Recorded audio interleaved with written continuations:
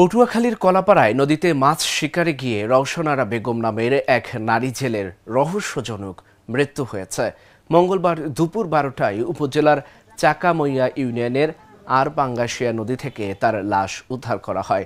মৃত রওশনারা ওই ইউনিয়নের দিত্তা আবাসনের কাছেম হাওলাদারের স্ত্রী। কলাপাড়া থানার ওসি জুয়েল ইসলাম জানান, প্রতিদিনের মতো সোমবার বিকেল 4টায় ওই নদীতে মাছ শিকারে যান রওশনারা, কিন্তু সন্ধ্যা গড়িয়ে রাত নামলেও ঘরে না ফেরায় তাকে খুঁজতে থাকেন পরিবার সহ স্থানীয়রা।